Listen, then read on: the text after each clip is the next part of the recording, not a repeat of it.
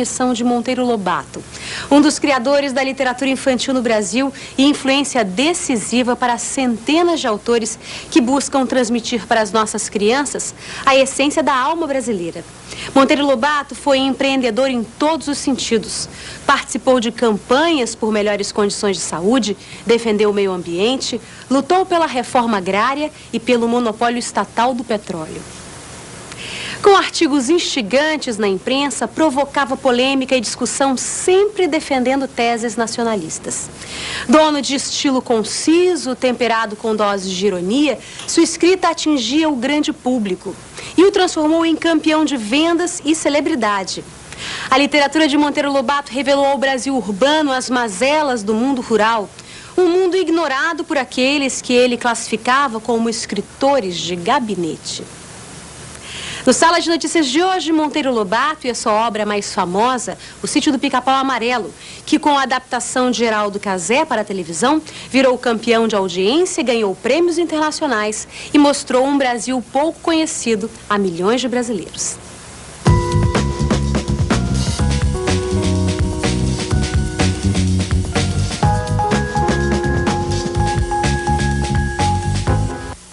Monteiro Lobato foi um homem de múltiplos talentos e também um visionário que, ao longo da vida, perdeu dinheiro em vários empreendimentos e até mesmo faliu. Depois de uma permanência de 4 anos nos Estados Unidos como adido comercial, voltou convencido de que o país precisava produzir ferro e explorar o petróleo, que, segundo ele, eram as chaves do progresso. Foi preso, perseguido e visto com desconfiança. E, como é possível constatar hoje, estava coberto de razão. O Sítio do Pica-Pau Amarelo, quando passava, né, no início, aquilo ali para minha infância era fundamental. Eu parava de jogar bola para correr para assistir o Sítio do Pica-Pau Amarelo, era 5h30, mais ou menos. Aí isso me marcou muito. Hoje, advogado volta a ser menino quando visita o Museu Monteiro Lobato em Taubaté, no interior paulista. Aberta em 1965, a instituição funciona na antiga Casa da Fazenda, onde Monteiro Lobato passou a infância. O acervo reconta a vida do escritor a partir de livros, gravuras, fotos e objetos familiares. Elis, vocês são de Fortaleza e trouxeram as crianças para conhecer o museu? Isso, para conhecer o museu. A minha terra natal é Taubaté, então eu fazia questão de trazer as crianças para conhecer também a terra de Monteiro Lobato, Sítio do Pica-Pau Amarelo, né? Todos os personagens. Qual é o seu predileto? Emília. Mas e quando entram em cena Emília, o Visconde? Pois é, eles surgem no meio da visita como guias para antigos e novos fãs do autor. Larga o xodó da Anastácia! Monteiro Lobato é um homem especial, um brasileiro especial, assim, que dá muito orgulho pro país e para os seus... e para os brasileiros em geral. Um homem que passou a vida envolvido com os temas, comprometido com os temas da sua época. É um homem que levou a defesa da liberdade de expressão às últimas consequências, pagou caro por isso. Foi perseguido pelos conservadores, pela igreja, pela polícia, chegou a ser preso. Além de colorir os sonhos infantis com histórias fantásticas, a obra dele também foi marcada por um forte engajamento político. A literatura dele era uma literatura de formação. Ele achava que formando as crianças, formando o pensamento, formando o imaginário dessas crianças, ele poderia ajudar a criar e tornar os brasileiros adultos melhores. No início do século XX, ele já discutia questões que até hoje incomodam a sociedade brasileira. Um exemplo é a saúde pública. O personagem usado para levantar o tema, Jeca Tatu. Que num primeiro momento é um Jeca Tatu determinado geneticamente a ser aquela figura indolente, preguiçosa e tal, e que 2 anos mais tarde Lobato descobre que o Jeca era daquele jeito porque era um doente, era um excluído. O caipira também é personagem central na discussão sobre reforma agrária e o direito ao uso da terra. O Lobato, já no fim da vida, 1 ano antes de morrer, ele cria um terceiro Jeca, vamos chamar assim, e dá o nome de Zé Brasil.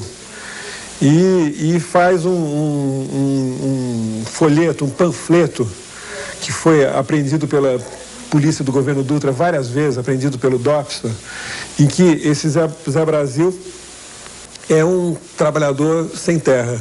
Um curioso no melhor sentido da palavra. Monteiro Lobato se interessava por vários assuntos, estudava muito e talvez por isso enxergasse além da maioria. Na década dos 30, ele já discutia a necessidade de produzir petróleo no país. Você olha um dia para o mapa da América e fala, escuta, a América toda tem petróleo, a Argentina tem petróleo, todas as bordas do Brasil o Brasil está cercado de petróleo, por que não...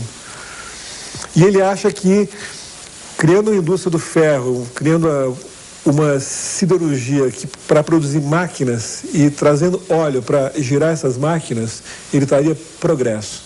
Indiscutivelmente, o nosso José Bento Monteiro Lobato é um homem do seu tempo.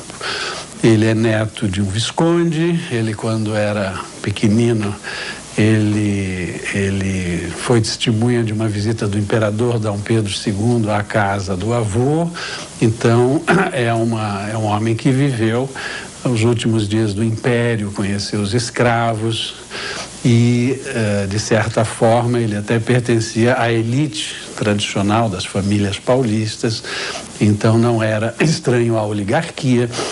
Foi um homem que teve dinheiro, ele recebeu uma herança. Mas, por outro lado, o nosso Monteiro Lobato, ele é, como esses grandes gênios da humanidade, uma pessoa permanente. Eu acho que Lobato se insere nessa galeria dos personagens universais.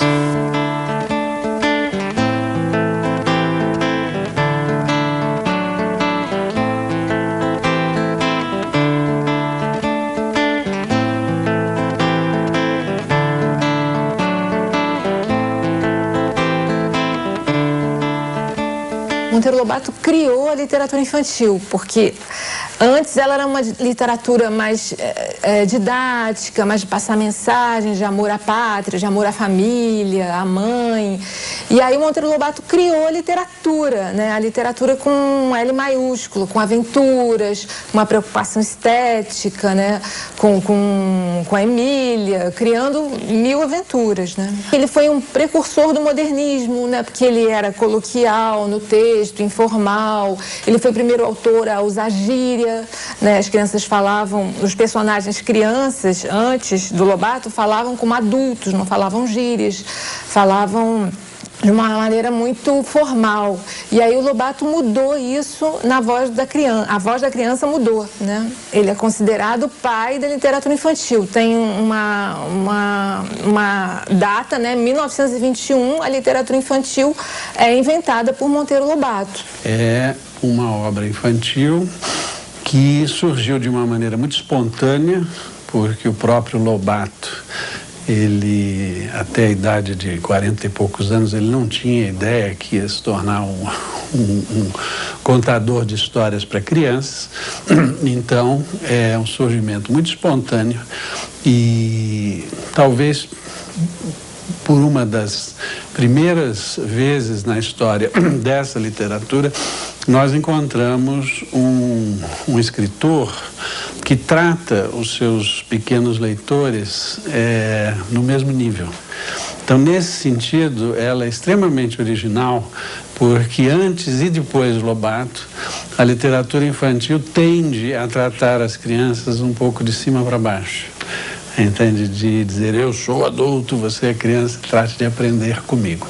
E o Lobato, eu acho que teve esse talento único de conversar com as crianças, embora sendo um homem maduro, já cinquentão, vamos dizer, olhando nos olhos das crianças.